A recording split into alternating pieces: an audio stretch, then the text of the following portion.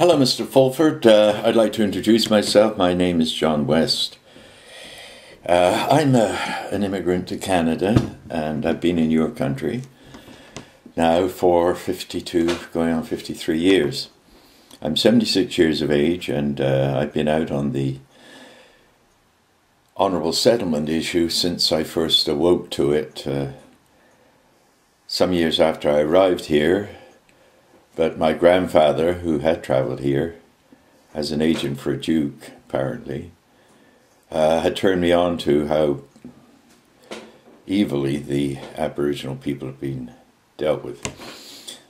I knew this when I came to this country, and when I brought the subject up in polite company. In those days I was visiting the professional classes in West Vancouver and so on and so on, and the yacht club and so on. And I pretty soon found out that any of the stories I'd heard were just rumours, and anyway, something was being done about it, and the Aboriginal residential schools were being closed down. So I put that issue on the back shelf, not trying to offend anybody, and forgot about it for quite a number of years until I woke up to the fact that I needed to buy land, and I remember that my grandfather said, whatever you do, don't buy land in Canada. It's all been stolen from the Aboriginal people. So with that put again in the back of my mind, I did purchase land, but after a few years of struggling to come to terms with all the corruption that was around me in Canada, I basically said, okay, well, I just can't do this, and the mortgage was due and the taxes were due, so I guess it was somewhere around that time I began to feel the injustice of it all. And also about that time, the young people were turning on to marijuana. So, of course, I got on that bandwagon as well. Pretty soon, I was actually turned on by a bunch of symphony musicians who, to me, were the elite of the elite. They were the people who were not only funny and mathematically capable, which is something I left behind a long time ago, but they were Canadians that didn't seem to make a distinction about the fact I was an Englishman without much musical ability. And anyways, I found friendship. And in that friendship, I turned on to the Blessed Herb, and I believe that it served me valuably ever since. Nowadays, I don't smoke as much. I do little cookies, and a little cookie like this, or a quarter cookie, will last me for the better part of a day. Now, that's medication. And these cost me, $3 a piece. So my medication, Big Pharma can advertise all they like, but this is what keeps me happy. Now, the reason I'm putting it up to you, Ben, is that I've only just recently become aware of your work, but I'm very impressed with your journalistic capacities and the breadth and knowledge of your understanding. I know only one other man that speaks Chinese well, and apart from all the Chinese that I know, of course, but a Canadian, another Canadian, and I respect your work. Now, with Kevin, I came across Kevin many years ago and found that we were on the same page through a man called Lindsay Bickford, a wonderful gentleman, and he introduced us, and I got to know Kevin, and I supported Kevin in his work because I could see the legitimacy of it, but at the same time I felt I was being engaged in a feeling of guilt about things which I'd sort of put behind me and done my best to correct by bringing forward various ideas for honourable settlement. Anyway, I'm rather more of a future thinker than a past thinker, and since I'm fully aware of the damage that's been done to these good people by the presence of the colonial forces, and of course I include myself at least in those people, the British that came here and did a great deal of harm. But at the same time, the guilt I felt was the fact that I hadn't been able to somehow do more. When Kevin came along and I realized that the lies I'd been told about how the matter was being taken care of were lies. and that in fact the situation that existed in 1960 hadn't changed much by 1987, when Kevin became aware of it and began to make a fuss about it, and I began to become aware of his activities and so on. So when Kevin showed up through Lindsay, I definitely joined the team and did the best I could to support him by coming out to the front lines and standing on the steps of the cathedral. But there was a certain point there where I suppose my sense of spiritual values got in the way of me being actually capable of walking in. And anyway, I felt that the Aboriginal people who were doing these things and were the legitimate people, in a sense, the point of the spear, and Kevin was certainly right there with them. So I had a great deal of respect for his work. With respect to the comments he made on your show about Occupy, I was one of those people who was drawn to Occupy with an idea that I'd been promoting then, 18, 19 years, and that was what will naturally follow, I think, the proper use of these commons courts, we could call them, or what Kevin has now set up on an international level. And I congratulate him enormously for his determination and his activity and his skills and so on. Now, as I say, I felt that was digging up the past, and that I felt that somehow or other it was not the best route to take to bring about the challenges and the changes that I know you and Kevin and a lot of us think are necessary.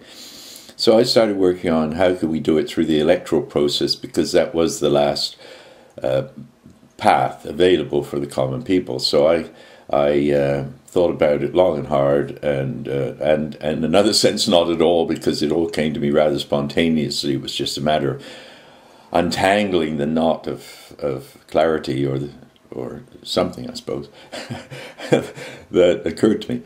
Anyway, so for more than 20 years, I've been trying to get none of the above on the ballot, so that if you don't like political parties, and when I'd analyze the situation, it's very evident to me that the corporatism of government was supported by the corporatism essentially of parties, and all corporatism is essentially top down, and therefore at the bottom of the heap, the people who are actually carrying the load, the people who are actually putting up with the misery, have no voice at all.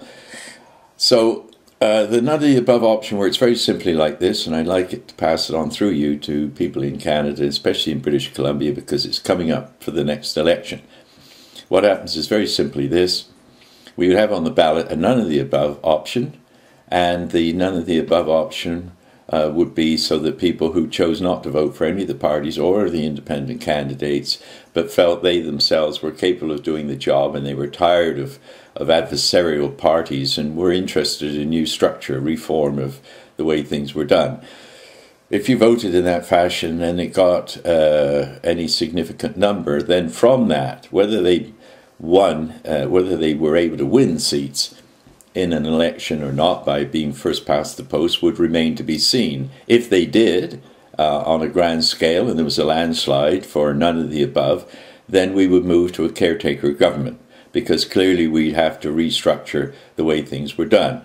Now, in the case where we simply got a good showing at the polls, in a manner of speaking, then we would adopt the principles which would be used should it be first past the post, and that would be a random selection of a man and a woman from each constituency from the pool of people that voted none of the above. So in any event, whether in the next provincial election or not, I think we're going to set up a constituent assembly where constituents who felt that they'd rather be randomly selected or have their neighbours randomly selected for men and women's circles where the evidence of a blown ego or the evidence of corruption can be easily spotted by one's peers. I think it's okay to be in a community where everybody's corrupted. You can get away with it because no one's asking the right questions. But if you're in a jury-like situation, and you have thoughtful and courageous people who, first of all, decided that parties weren't going to serve their purpose, and second of all, having been randomly selected, stood for the job. Well, you're going to get a quality of Canadian, which is going to straighten this mess out, not only in British Columbia, but in Canada generally. People say, well, how would you arrive at, for instance, an agenda? Well, again, I think, with modern polling techniques, and I mean that should be run in an official way by the chief electoral officer at the time, that it's not very difficult to prioritize people's needs. And in British Columbia, clearly the whole issue of the fact that the RCMP 40 years ago were called upon to do something about the fraud that was then being manufactured by the commercial banks with the help of the Prime Minister at that time, Pierre Elliott Trudeau, and certainly all the cabinets from that time on in Canada being complicit about the fact that the Bank of Canada, interest-free, was set up in 1934 to underwrite the infrastructure in Canada, so that it's well up on the net where a 12-year-old girl explains how it is. I explained it back to the Deputy Commissioner of the RCMP at that time, in charge of criminal investigations, a man by the name of Nadon. I don't know if he's still alive or whether they've still got the tapes, but that's a fact. And of course nothing has ever been done. I've blown the whistle on it several times, but of course it simply gets buried.